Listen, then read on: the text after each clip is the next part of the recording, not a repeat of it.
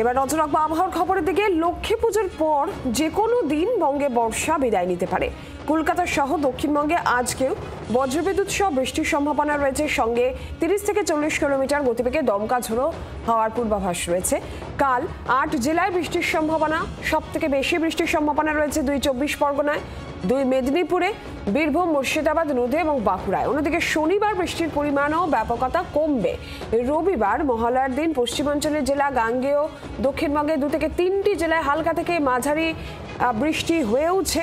অন্যদিকে উত্তরবঙ্গে ভারী বৃষ্টির সতর্কতা রয়েছে, বিশেষ করে উপরের 5 জেলায়। দুর্গাপুজোর মূল পর্বে কোন দিন কোথায় কতটা বৃষ্টি এ সম্পর্কে নির্দিষ্ট করে আলিপুর আবহাওয়া দফতর 25 তারিখ বিকেলে জানাবে। তার আগে কলকাতায় আজ থেকে হাওয়া বদল।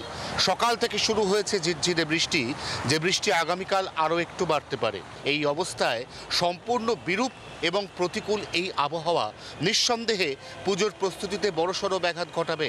এরপর দুর্গাপুজোয় মূল পর্বেও দফায় দফায় বৃষ্টিপাত, যেখানে ষষ্ঠী, সপ্তমী, অষ্টমীতে বিক্ষিপ্ত বৃষ্টির পর নবমী এবং দশমীতে বাড়তে চলেছে বৃষ্টিপাতের পরিমাণ, এমনটাই পূর্বাভাস আলিপুর আবহাওয়া দপ্তরের। কিছুটা স্বস্তি উত্তরে, কারণ উত্তরবঙ্গে সে অর্থে আর কোনো উল্লেখযোগ্য বৃষ্টিপাতের পূর্বাভাস থাকছে না। অতএব দক্ষিণে শারদোৎসবের আনন্দ কিছুটা ফিকে, উত্তরে পরিস্থিতি মোটের উপর স্বাভাবিক, এমনটাই পূর্বাভাস হাওয়া অফিসের। জি 24 ঘন্টার জন্য ক্যামেরায় জয়ন্তের সঙ্গে অয়ন, কলকাতা। বাংলার আওয়াজ, বাঙালির আবেগ, জি 24 ঘন্টা।